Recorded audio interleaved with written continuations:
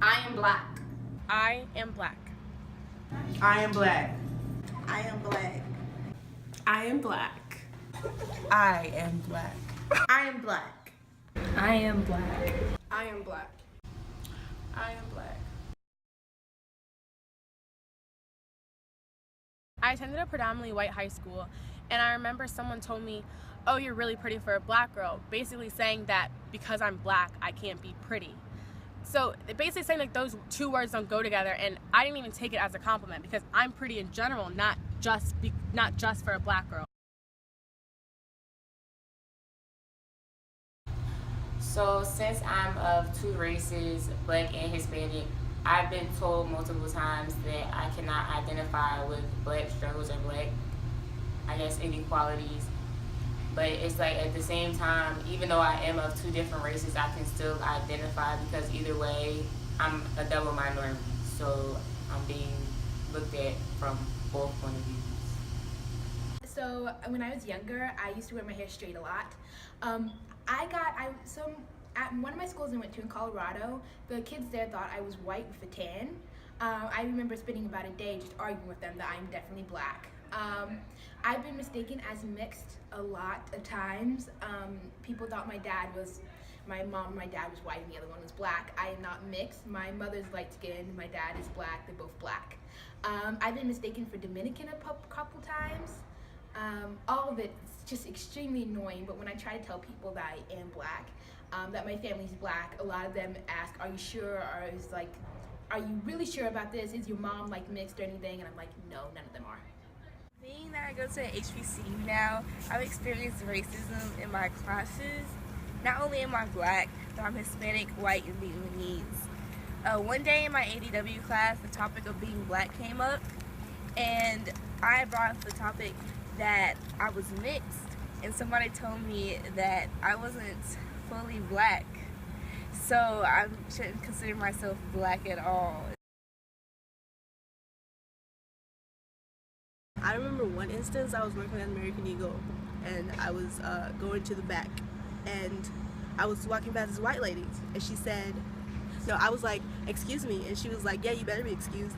And I was a little taken aback because I didn't really understand where the hostility came from, and I guess that could be considered as racism, but I mean, she never said anything to me afterwards. So. One time, a group of girls came up to me, a group of white girls, and they asked me to show them how to hit the quan.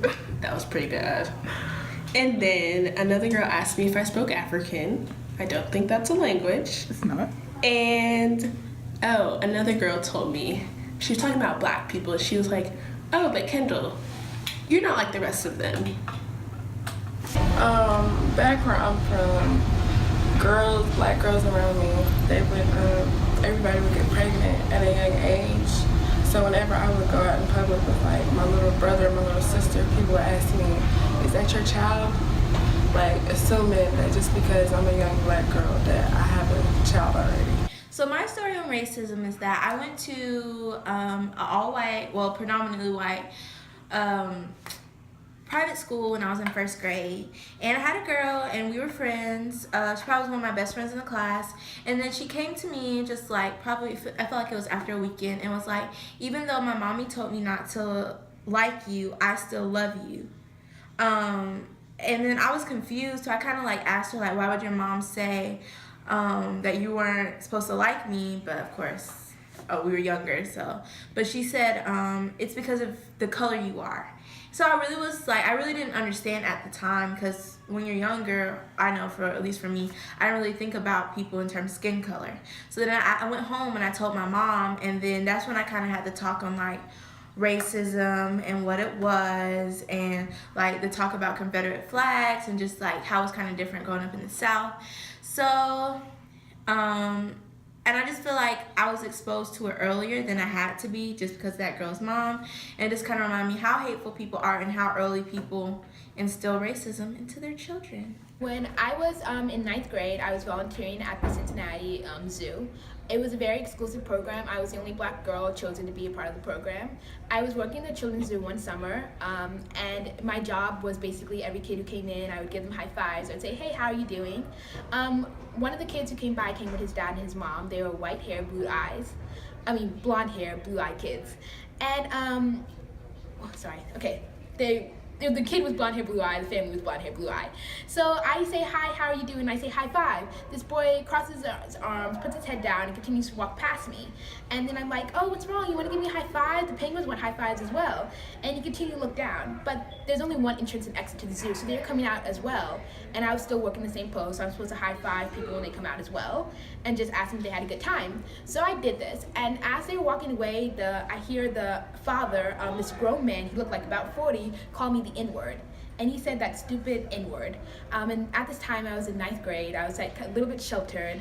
And that was the first time in my life anybody ever called me the N-word. It was one of the first times I ever heard the N-word being used, basically. And that was such a traumatic experience for me. I spent the rest of the day crying. I never, it just was. And trying to relate to that and tell security, they're like, he called you a name, basically, is how they treated it as. But he didn't call me a name, he insulted my entire race and who I am. Back in my hometown, I went to a predominantly white school, and conformity was a big thing with all the black people that went there, because everybody tried to conform to what the white people were, because the style there, if you didn't wear what they wore, you were considered poor, not having a lot of money.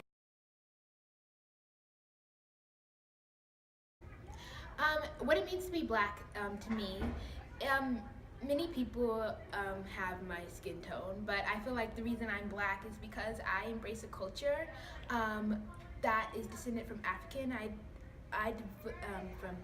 From Africa. I embrace a culture of long lost queens and kings, of strength and power. I am unapologetically proud to be black. I celebrate Kwanzaa. My name is Nia, which is Swahili for purpose. I go about my life knowing that I am black and therefore I have to work harder, and I'm not ashamed of that, and I take up the challenge with pride.